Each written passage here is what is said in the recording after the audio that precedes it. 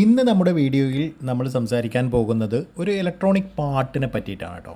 Royal Enfield classic 350 അതേപോലെ ഏറ്റവും updated ആയിട്ട് വന്നിട്ടുള്ള മറ്റു ഹിമാലയൻ അടക്കമുള്ള വെഹിക്കിൾസുകളിലും ഇപ്പോൾ നമ്മൾ പറയുന്ന റോയൽ എൻഫീൽഡ് ബുള്ളറ്റ് 350യുടെ ബറ്റാലിയൻ ബ്ലാക്ക് എന്ന് പറയുന്ന ബാക്കിൽ ഡ്രമ്മുള്ള നമുക്ക് സ്വന്തമായിട്ടുള്ള ഈ ഒരു വണ്ടിയിലും ഉള്ള ഒരു ചെറിയ കുഞ്ഞു പ്രത്യേകത. മറ്റു ബൈക്കുകളിലൊക്കെ ഡ്യുവൽ ചാനൽ ABS സംവിധാനമൊക്കെ ആയതുകൊണ്ട് അത് നിലവിലുണ്ട്. അവയിലും ഈ ഒരു സംവിധാനം നമ്മളിന്ന് സംസാരിക്കുന്ന സംഗതിയുണ്ട്. പക്ഷേ ഈ ഒരു സംഭവത്തിൽ ഡ്രം ബ്രേക്ക് ആയിട്ടും ഇങ്ങനെയൊരു സെൻസർ സംവിധാനം ഉണ്ട് എന്നുള്ളതാണ് ഇന്നത്തെ ചർച്ച എന്ന് പറയുന്നത്. സെൻസറിനെ പറ്റിയിട്ടാണ്.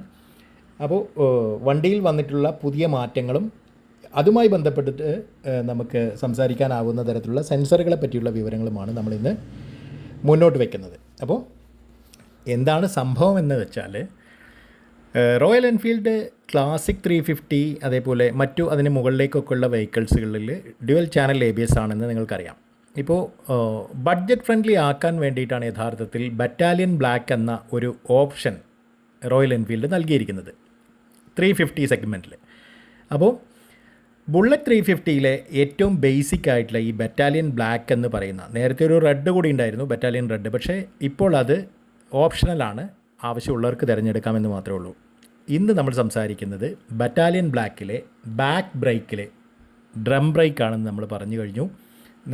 നിങ്ങൾക്കറിയാമായിരിക്കും. അപ്പോൾ ഈ ഒരു ഡ്രം ബ്രേക്ക് ആയിട്ട് കൂടി പിറകു ഭാഗത്തേക്ക് ഒരു വയർ ഇങ്ങനെ വരുന്നുണ്ട്. അത് കുറച്ച് ഒരു ഡാറ്റ കേബിൾ പോലെ അല്പം കട്ടിയുള്ള വയറാണ് താനും.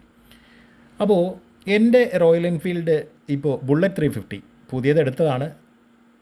ഒരു എന്താ പറയുക, മര്യാദയുമില്ലാതെ ഒന്ന് പഞ്ചറായിട്ടോ, ഒരു രക്ഷയില്ല.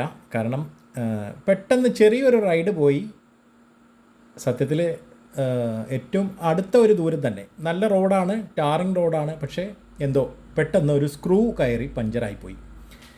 അയ്യോ, ശരിക്കും കഷ്ടപ്പെട്ടു. പിന്നെ വണ്ടി ഇങ്ങോട്ട് കൊണ്ടുവരിക എന്ന് പറയുന്നൊരു സംഭവം ഉണ്ടല്ലോ.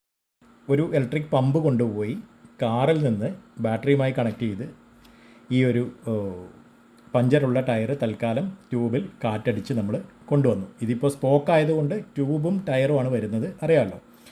അങ്ങനെ കൊണ്ടുവന്ന് പഞ്ചർ കടയിൽ വെച്ചിട്ട് നമ്മളിത് അഴിച്ചപ്പോഴാണ് ഞാൻ ഈ ഒരു ഭാഗത്തേക്ക് ഒരു കേബിൾ പോലെ ഒരു സംവിധാനം, ഒരു വയർ വരുന്നത് കാണുന്നത്. അപ്പോൾ അതൊന്ന് വിശദമായിട്ട് അതിനെപ്പറ്റി പഠിക്കണമെന്ന് കരുതി നോക്കിയപ്പോൾ മറ്റ് ഈ ബൈക്കുകളിൽ ഈ ഡ്രമ്മ് വന്നിരുന്ന പഴയ മോഡലുകളിലൊന്നും തന്നെ ഈ ഒരു ഇത്തരത്തിലൊരു വയർ പിൻഭാഗത്തേക്ക് വന്നിരുന്നില്ല. അപ്പോൾ ഈ ബറ്റാലിയൻ ബ്ലാക്കിൽ പിൻഭാഗത്തെ ഡ്രം ബ്രേക്കിലേക്ക് പോകുന്ന ആ വയർ യഥാർത്ഥത്തിൽ സിംഗിൾ ചാനൽ ABS സിസ്റ്റത്തിൻ്റെ ഭാഗമായൊരു സ്പീഡ് സെൻസറാണെന്ന് മനസ്സിലായി. പിന്നെ അതിനെപ്പറ്റി പഠിക്കാനുള്ള ശ്രമമായിരുന്നു. പിന്നിൽ ഡിസ്ക് ബ്രേക്ക് ഇല്ലെങ്കിലും ബൈക്കിൻ്റെ വേഗത കൃത്യമായി അളക്കാൻ അവിടെ ഒരു സെൻസർ നൽകിയിട്ടുണ്ട് നമ്മുടെ കമ്പനി. ഓക്കെ, പഴയ ബൈക്കിൽ മുൻചക്രത്തിലായിരുന്നു സ്പീഡ് അളക്കുന്ന കേബിൾ ഉണ്ടായിരുന്നത്. എന്നാൽ പുതിയ മോഡലുകളിൽ പിൻചക്രത്തിൻ്റെ കറക്കം നോക്കിയാണ് ഡിജിറ്റൽ മീറ്ററിൽ വേഗത കാണിക്കുന്നത്. ഇതെങ്ങനെയാണ് ABSൻ്റെ പ്രവർത്തനത്തിന് കൂടെ നിൽക്കുന്നത്? അത് ജസ്റ്റ് ഒന്ന് നോക്കിയാൽ, ഈ മുൻചക്രത്തിൽ മാത്രമാണ് ABS ഉള്ളതെങ്കിലും മുൻചക്രം ലോക്ക് ആകുന്നുണ്ടോ എന്ന് മനസ്സിലാക്കാൻ പിൻചക്രത്തിൻ്റെ വേഗതയുമായി അത് താരതമ്യം ചെയ്യേണ്ട ഒരു സ്ഥിതിയുണ്ട്. അതിനാണ് ഈ സെൻസർ സഹായിക്കുന്നത്. അപ്പോൾ യഥാർത്ഥത്തിൽ ഒരു ABSൻ്റെ സംവിധാനം തന്നെ ഒരു സെൻസർ ഉപയോഗിച്ച് ഒരുക്കുകയാണ് ബറ്റാലിയൻ ബ്ലാക്കിൽ ചെയ്തിരിക്കുന്നത്. അപ്പോൾ ബുള്ളറ്റ് 350 പിന്നിൽ ഡ്രം ബ്രേക്ക് ആണെങ്കിലും ഇവിടെ കാണുന്ന ഈ വയർ വളരെ പ്രധാനപ്പെട്ടതാണെന്ന് മനസ്സിലായല്ലോ.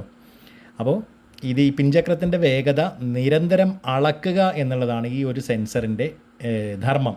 മുൻചക്രത്തിലെ ബ്രേക്ക് പെട്ടെന്ന് ലോക്കാകാൻ തുടങ്ങുമ്പോൾ പിൻചക്രത്തിൻ്റെ വേഗതയുമായി താരതമ്യം ചെയ്ത് ABS യൂണിറ്റ് മുൻചക്രത്തിലെ ആ ഒരു ബ്രേക്കിൻ്റെ മർദ്ദം ക്രമീകരിക്കുകയാണ് ചെയ്യുന്നത്. ഇത് ബൈക്ക് തെന്നി വീഴുന്നത് ഒഴിവാക്കുന്നു. അതായത് രണ്ട് ബ്രേക്കുകളും ഒരുമിച്ച് പിടിക്കുമ്പോൾ കൃത്യമായും ഈ പറയുന്ന ഒരു ABS പ്രവർത്തനം തന്നെ അവിടെ നടക്കുന്നു എന്നുള്ളതാണ്.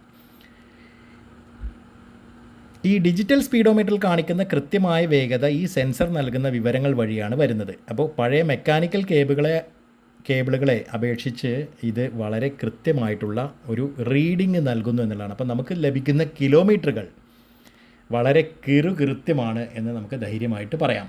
ഓക്കെ, അപ്പം ഈ ഡ്രം ബ്രേക്ക് ഉള്ളത് കൊണ്ട് തന്നെ സെൻസർ കേടാകാതിരിക്കാനൊക്കെ ചില കാര്യങ്ങൾ നമ്മൾ പ്രത്യേകം ശ്രദ്ധിക്കണം കേട്ടോ.